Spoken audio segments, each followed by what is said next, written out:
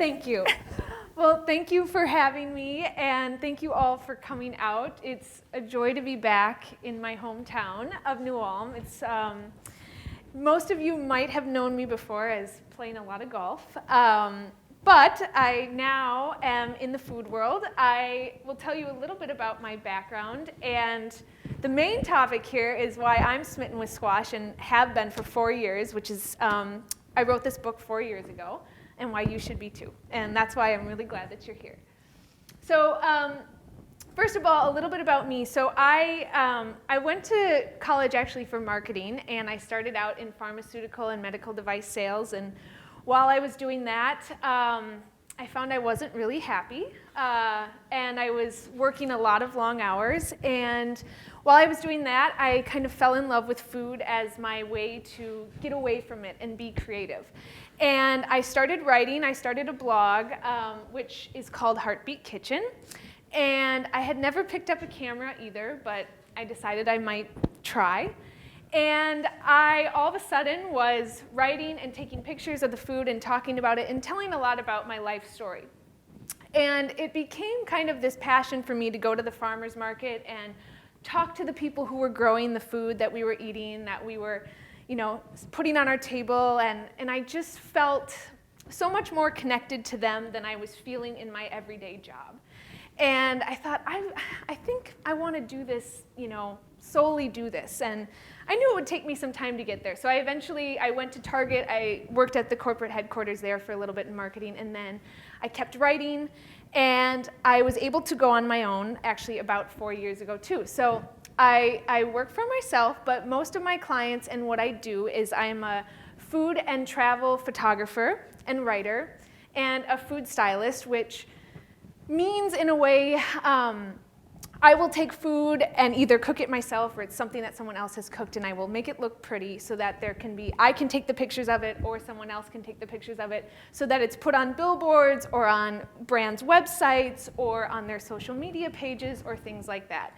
And then the other part of what I do is I travel a lot to different parts of the world, actually, which I feel very grateful to do, and tell the stories through visual and written content of who is growing our food or catching our fish or harvesting the beans in the fields of Nebraska, all those different sort of things. So it's hard to say in one little thing what I do, but I do a lot and I love what I do, and that's why I'm so glad to be here to share a little bit of it with you, which is my book that I wrote 4 years ago. So that's my blog anyways. If you want to check that out, it's heartbeatkitchen.com. And so this book I actually, I wrote, I can't believe it's been 4 years, but I was pretty new to what I was doing. So when this was published by the Minnesota Historical Society, who has a publishing group, and they have a series called The Northern Plate, and each year they publish one book that's on a Midwestern fruit or vegetable. And they came to me and said, we'd like you to write a cookbook proposal. And you can think of what fruit or vegetable you love and has a lot of Midwestern roots and write the proposal on that. And I was like, I don't know what I'm doing, write a book, what? And I didn't know what I was getting myself into, which I'm glad at the time that I didn't, because I probably, who knows if I would have done it, because I was working a full-time job too. But I chose squash to write about because squash is very unique in the fact that there's both a summer variety, which is like the zucchini and the yellow summer squash that you see very much growing in the summer, sometimes too much, and you have so much in your garden that you need to give it away. But hopefully you'll find a lot of recipes in here that you can use with it. And then winter squash, which starts to be harvested in September. And when you have some like these very thick skinned ones, they can be stored all the way until February, March, which is really amazing and allows us in such a northern climate to eat local year-round, which is something I think that's very cool about states like Minnesota and Wisconsin and the Dakotas, is that we've figured out which food we could grow to be able to sustain ourselves. So the book is divided into basically, the first part is a lot about the Midwestern history of it, and then the second part goes into the growing seasons and how, as a gardener or a farmer, you can grow your squash to be as prolific as possible. And it talks a lot about the difficulties, what you might encounter, and then obviously like when you should pick it, which I think is sometimes the hard part. We'll talk about that too when you know it's ripe. And then the rest of the book goes into 40 recipes that are based on summer squash, from zucchini to the yellow kind to patty pans, which kind of look like UFOs. There's an 8-ball squash that's round. And then the second half of the book is all winter squash. And the way that I divided the winter squash is, you know, what I found is a lot of people are very familiar with acorn and butternut, and those varieties are in here because I think it's important for people to learn how to use them in different ways than they normally do. But then there's also, I think it's 6 different squash that I highlight. So red curry, which is this little guy, and it takes on, let me actually flip this. Okay. So red curry kind of has a teardrop shaped stem to it, and it's bright orange, and it's very sweet, and it has an edible skin. And what I like to do is I like to either put it in curries because it really soaks up the flavor of whatever you're cooking it with, or as wedges. It's very good roasted, and you can put like a spice seasoning on it, or you can put it into a salad and make it like the main star of the salad. So that's one variety that's in there. There's also delicata, which is, if we don't have that one here, but it's the longer, kind of skinny one that's yellow, and it has green stripes through it, and it's delicious. It's probably one of my favorite. I don't know, I like them all, but you cut it, and it has these really pretty kind of circular ribbons, and it's very sweet. It almost has a chestnut-like flavor, and it's very useful in salads or as a side dish to like a meat that you're using in the winter, but it's super, super pretty. And then I also talk about Blue Hubbard, which is this really, really large squash here. And there's small Blue Hubbards, but there's also these big giant ones, and I'll tell you how I get these open in a little bit. But this one is very dry, has a very dry flesh, and is very good for baked goods or for soups. There's a section on this, which is a kabocha. Actually, some people call them kabocha, some people call them buttercup.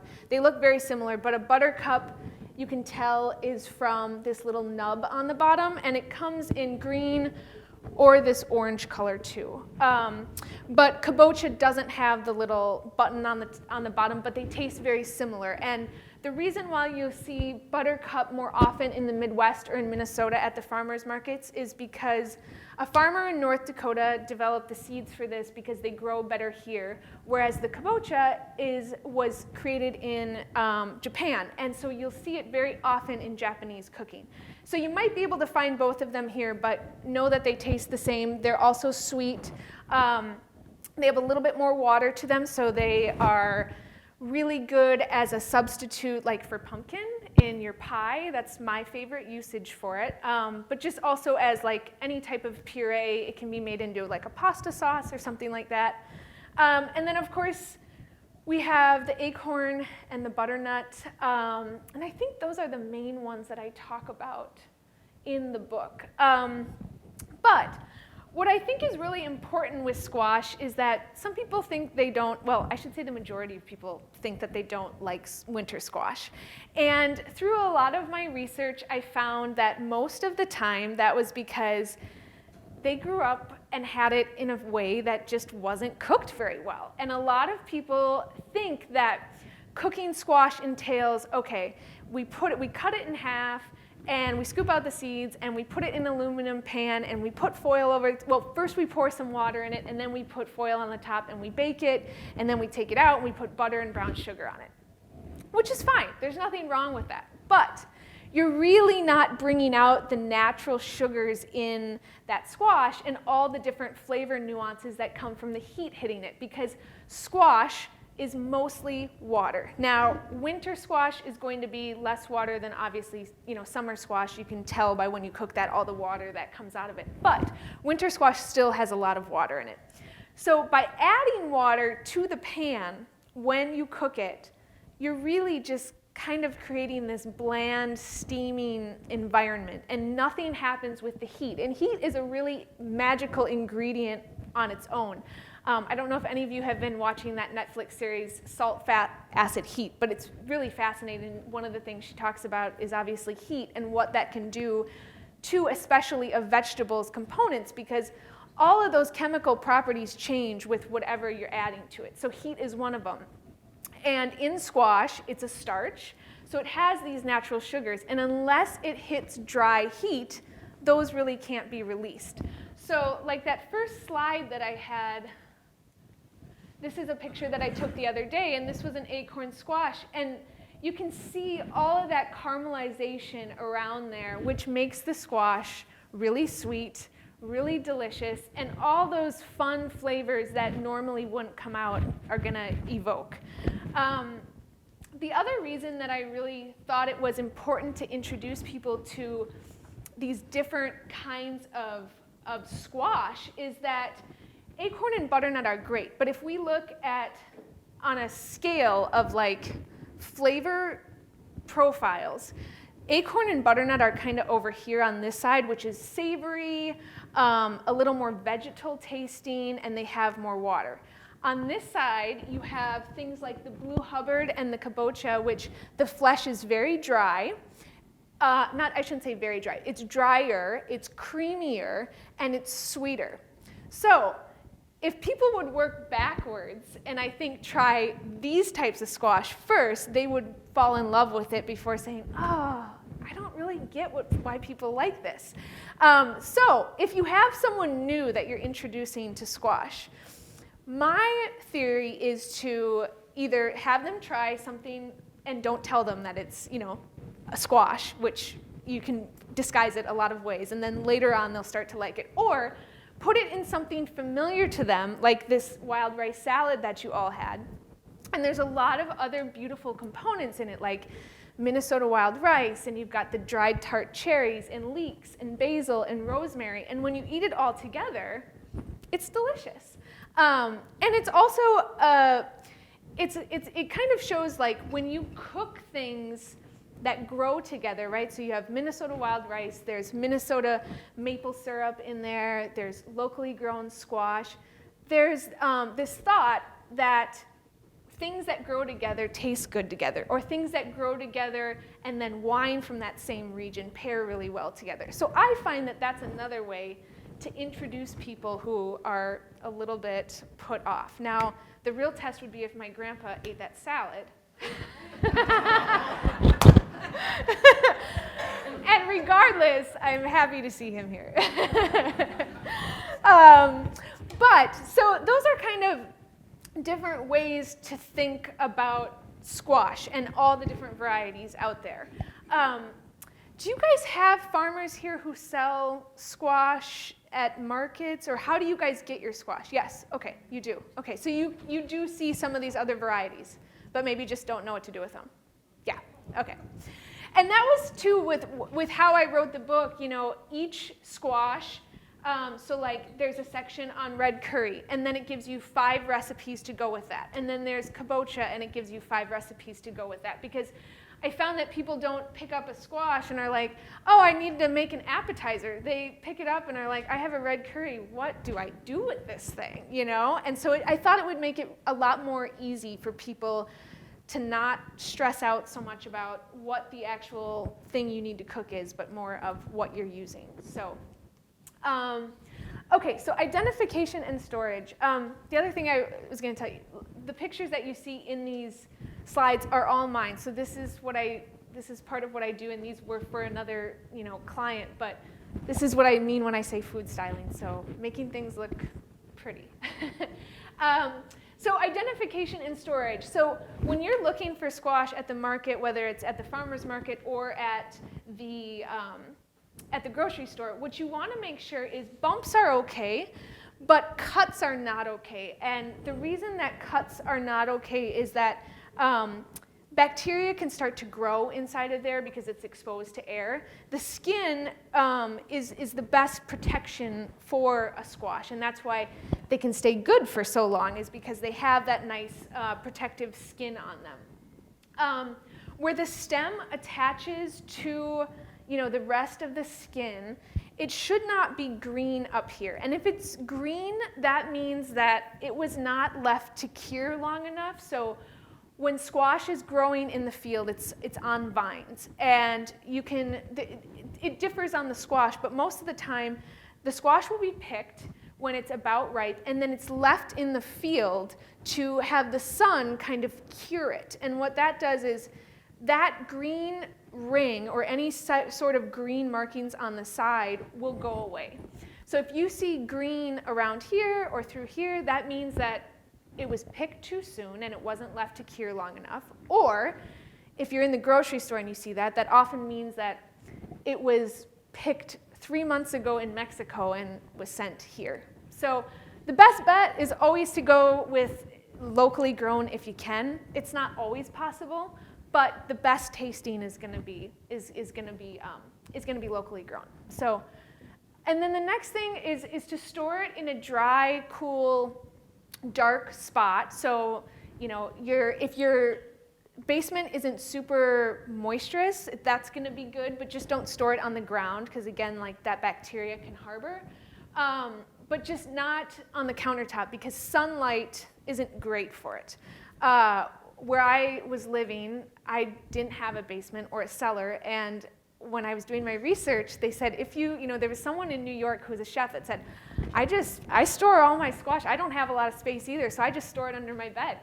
So when I was writing the cookbook, and obviously I was cooking squash and I would take home big bags of it from the market, I put it under my bed, and sure enough, it lasted me the whole winter. So if you do cut a squash open, and let's say you're a single person and you don't want to roast all of it, or for whatever reason you don't want to roast it all, you can just cover it in saran wrap, and you can put it in the refrigerator for 3 to 4 days and then cook it after that, and it'll be totally fine. So just make sure you cover it. And if at any time during this you have questions, raise your hand or interrupt me, because sometimes I don't stop talking. So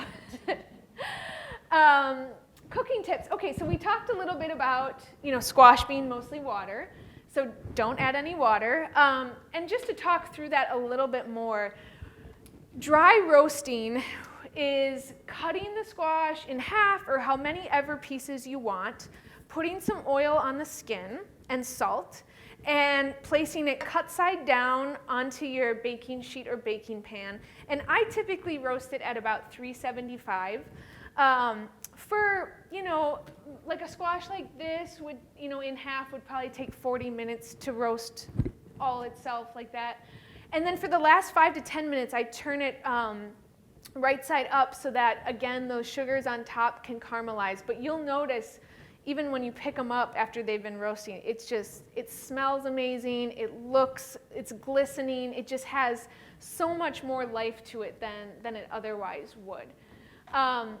Contrary to what everyone says, you do not have to take the seeds out before you cook it. And it's actually helpful in a couple of ways. First of all, the seeds come out so much easier after it's been roasted because all of that flesh around it has just kind of melted, and you can take a spoon and they come right out. Instead of them flying all over your kitchen, which you struggle with it, and you'll find a squash seed 3 months later. But the other part about it is that the seeds are just like any other type of seed, like a sunflower seed or a nut, where they have natural oils in them. And when the oils are exposed to heat, when the seeds are exposed to heat, they're also going to release that oil. And so what you're doing is you're making the squash more flavorful because that oil is being extracted into the flesh of the squash. So it makes it even tastier than it would normally be. And then keeping yourself safe with squash. I can count many times when I was writing the cookbook and Brian, my partner, he would be like, I can't watch. You're gonna kill yourself. I can't believe you haven't made it to the ER yet. But the best thing to do is, bake it. You can bake it whole for like 15 minutes, and it becomes much easier to cut in half. The other thing is really sharp. You want to have sharp knives, and you should have sharp knives regardless. But if you haven't sharpened your knives in a year or more, I'm going to tell you that you should sharpen your knives because it's really, really important. And people hurt themselves most often because their knives are not sharp. The other thing that's important is, like, for a butternut, I don't use a peeler, actually. The way that I would cut this is, hold on.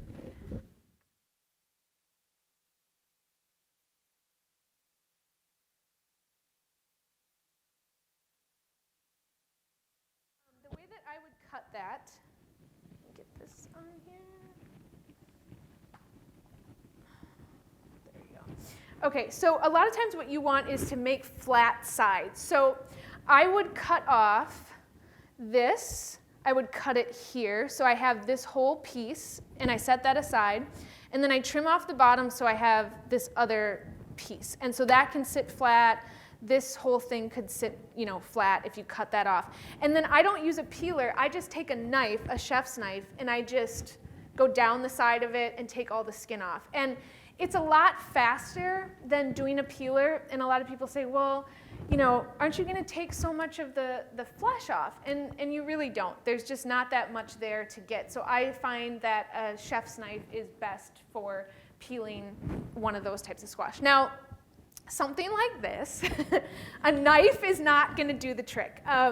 So a Blue Hubbard is wonderful because obviously there's so much meat here inside of this. So it's really good for soup, like if you're making soup for a lot of people, or if you want to make a bunch of puree to use, like let's say in an enchilada filling, or down the road, or in baking. You can cut it open and roast it and take that puree out and put it in the freezer, and it's going to last you a long time. But the hard part is getting this open. So what I do is, as crazy as this sounds, put it in a garbage bag and stand about 2 stories up, if you can find it, and you drop it.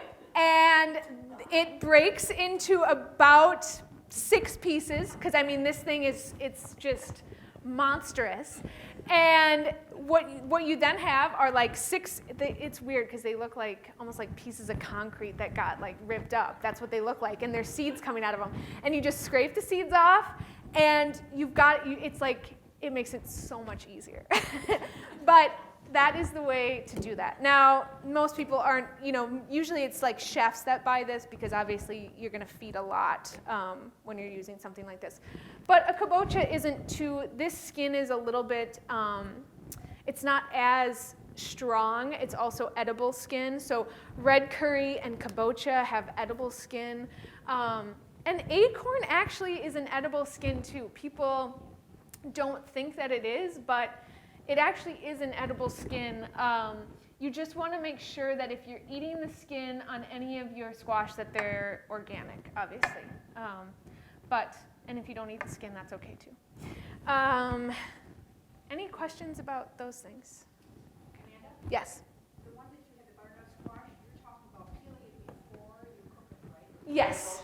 Yes, yeah, I always peel it before I roast it. If I'm going to be using it in a salad or something. If I'm going to be using it in a soup, then I don't peel it. One other thing too I learned while writing the book was, depending on what you're going to make with a butternut squash, it depends like the shape it's going to be. Some have a lot wider bottoms, whereas some have a really skinny neck.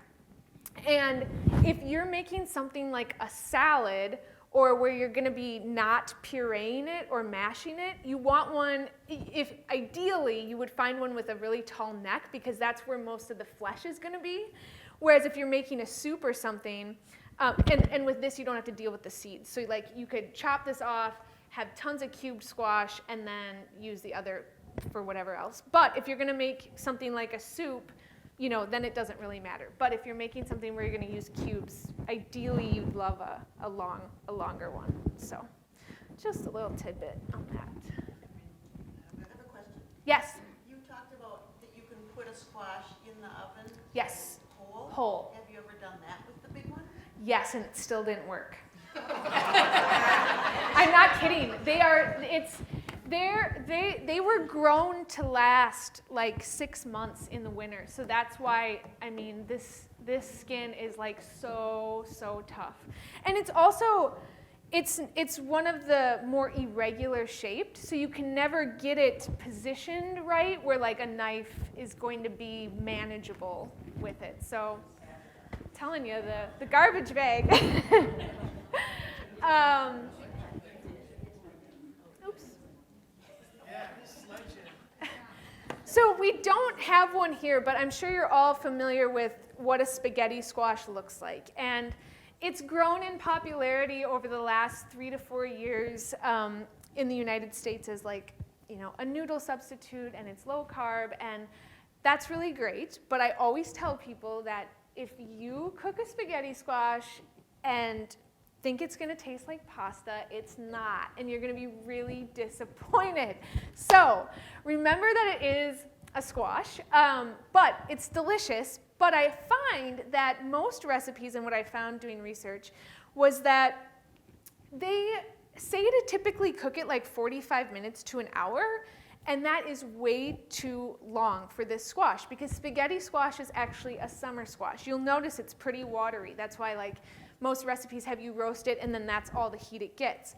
So if you roast it like 45 minutes to an hour at 400 degrees, the entire structure of what looks like in all the magazines that you see, those beautiful strands, you are not going to have that. It's just going to be this lifeless, little strands, and it's not going to be like you're imagining in your head. So what I suggest is, cutting it in half, roasting it 30 minutes, and 30 minutes is really enough. And all you want is for the fork, when it goes in and you prick it, for those strands to just barely come out. And you want to be able to go all the way through into the bottom of the squash.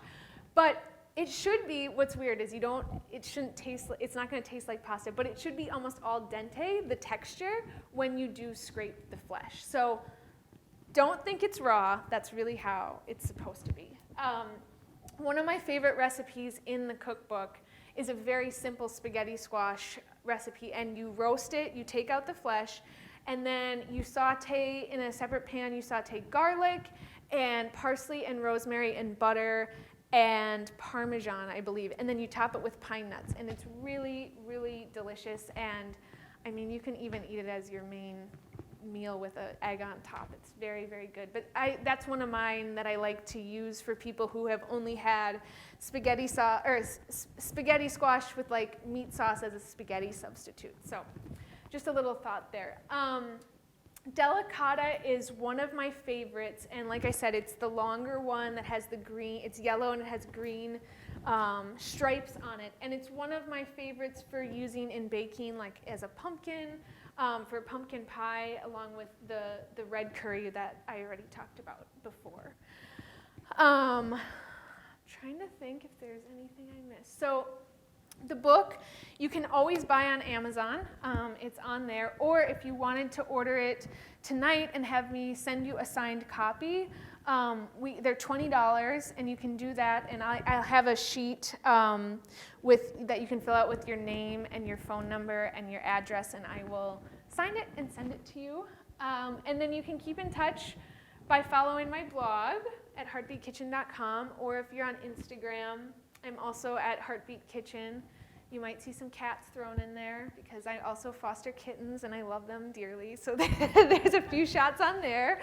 But yeah, I'm happy to answer questions. I wanted to make sure that I got through everything to give you all the knowledge that you needed, but I love questions, and I love to know what you do with squash. So, yes? I've got a question about do you ever put it in the microwave, like the spaghetti squash? We found a recipe online. Doc Ann does. That's how I've cooked it. I didn't have a times. microwave until 6 months ago. Oh, And so I haven't tried it yet. But Doc Ann loves to do it that way. it's pretty quick and Yeah. easy. And I've also seen a lot of people cooking them in their Instant Pots, but I haven't tried that yet either. But I would think that would also be pretty quick. But you'd have to let it come to pressure, obviously. But yeah, Yeah, I mean, 10 minutes, that's amazing. yeah. Just cut that spaghetti squash in half. Done. Yeah. Okay, I'll try it. I'll try it.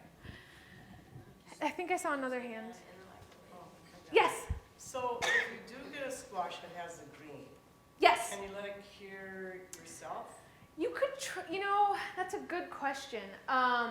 It depends probably when you get it because sun and heat, are the best things to cure it. But, it's not going to be terrible. It's just not going to have as much flavor. It's still going to be good. I find that if you use it in like a soup is the best way to use one where it's not quite as ripe because you're adding a lot of other stuff to it typically anyways. So, yeah.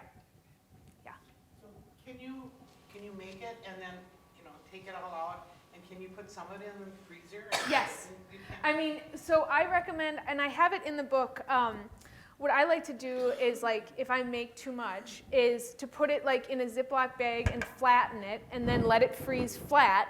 And then, I can break chunks off and put them in smoothies, or I can break chunks off and put it in a soup, or I can make a pie with it. Yeah, it lasts really good that way. Yeah. Yes. Yes.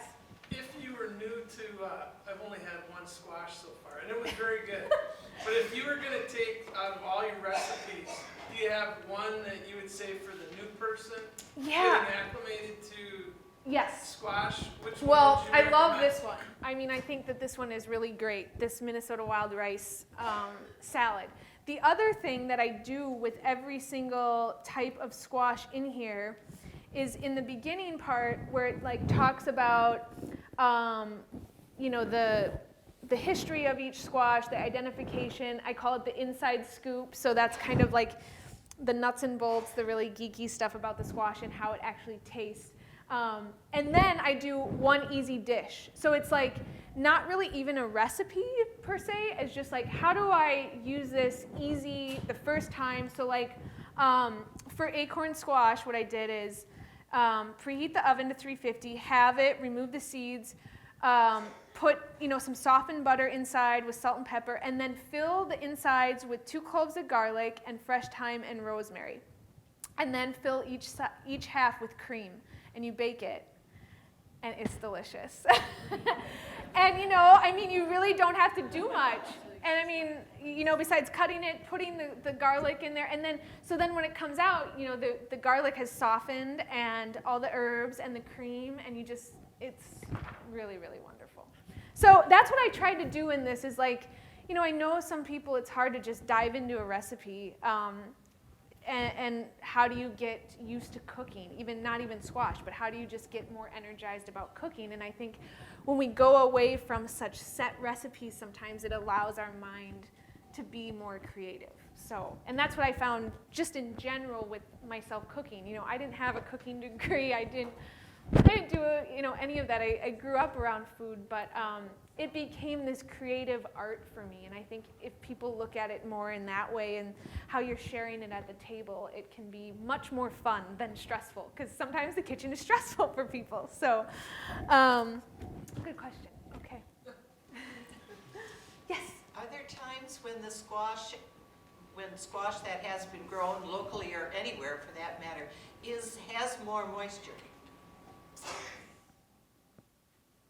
I would say that it probably, I don't know that for sure, but my guess would be that, the climate, so if it was a rainier winter or a rainier summer, a lot of times then too the squash isn't as hardy because it does need drier ground to really sweeten and get to that, ripened stage.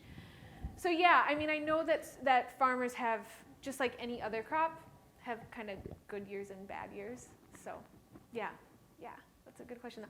The other thing I was going to say, so one thing about the Midwestern story of squash is it it came into the United States through the Native Americans. And if you go around the world, squash is very much a part of every other culture, which was something that I thought was really unique about it too.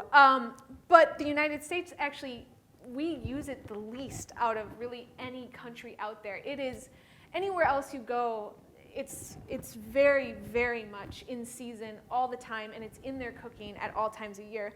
But in the Midwest, when the Native Americans brought it over, and you had the northern areas like this, it grew with 3 crops, and so they're called the Three Sisters. And if you look in the history of agriculture, squash, corn, and beans were the 3 sisters, and they all had a purpose of growing together.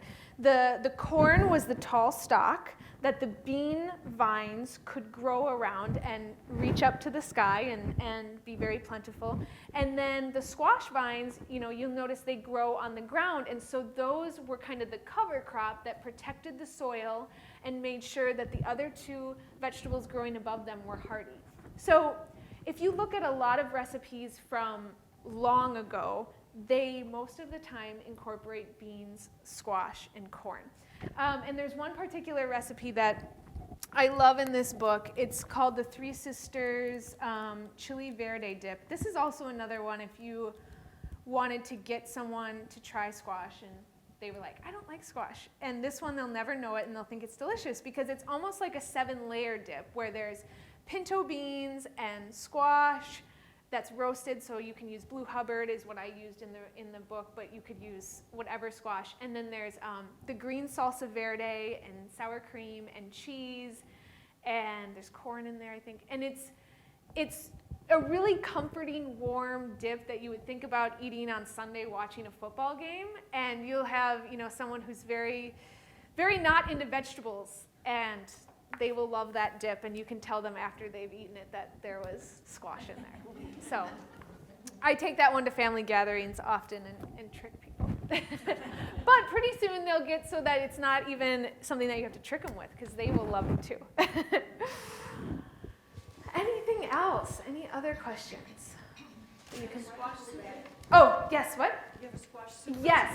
And actually, that one is with there's a couple in there, but there's an acorn squash with caramelized onions. It's a caramelized onion and acorn squash soup, and it is very delicious. And it's one of those that a lot of people would like too because the onions, and it's almost like a French onion soup with pureed squash. It's very delicious. Yeah, yeah. Did you have a question? Somebody had said that you had gluten-free recipes. Oh, yes. So someone was wondering if there's gluten-free recipes, and I'm actually gluten-free myself. So when I developed the book, I didn't want that to turn anyone away. So I made sure that there are both regular, so like for the baking, there's it's the regular all-purpose flour, and then there's also for gluten-free flour what you would substitute to make it work. And then all the other recipes are naturally gluten-free too, so you can be sure of that. There are some meat recipes in there, but I would say it's mostly vegetarian because it's based around the squash. So there's some really excellent desserts, like for coming up for the holidays. Those Blondie bars are really delicious, and they're very easy to make, a one-pan kind of thing. There's a butterscotch pudding in there with I think it's a brandy whipped cream that's made with the Blue Hubbard, and then my favorite pie, if you want to make your best pumpkin pie, use squash this year. I guarantee you, instead of pumpkin, because pumpkin is great, but it is, if I would give you pumpkin puree against squash puree, there is like a world of difference between the sweetness. Pumpkin is not a very naturally sweet vegetable at all, or fruit. And squash is very sweet. It has a lot more sugars in it. So I typically like to use the delicata or the red curry or the kabocha in any of my pies. And I have a pie recipe. It's also in the book, but it's on my blog. It's also on my blog. I can pull it up and just show you. But that is naturally gluten-free too, and it has a press-in crust that's like a oat and brown sugar kind of granola-y. And then the pie is delicata, like a pumpkin pie, and then it's topped with candied pecans. and it's really good. Let's see, there we go. There it is. It's really good. And it's easy to make. It's just a food processor, you know, and pretty simple. And you don't have to deal with a pie crust to roll out because it just presses in the pan, which is much easier to me. So, yeah. Any other questions? Yes? What do you do with all the pumpkins that, around Halloween? Most of them, have fun smashing them. Yes. Well, and those are hard because they're the big ones that aren't really for eating, you know. They're best as compost, really. And or if you like live in a field where there are deer, but then you'd be feeding the deer and you probably don't want to do that. But if you do, deer also really like pumpkins too. And chickens too. Very nice, yeah. Yeah. You have some recipes up there, right? Yes, I have the recipe for the salad is here, so it's front and back. So you can take that home with you. And I have a lot of squash recipes on my blog. Or, like I said, if you want to buy the book or want to buy it as a gift and have me sign it and send it to you, I will happily do that, and it's $20. So, yes. Yes. Yes. Yes. And I'm sorry that I don't have them here. They got sent to my other house. So.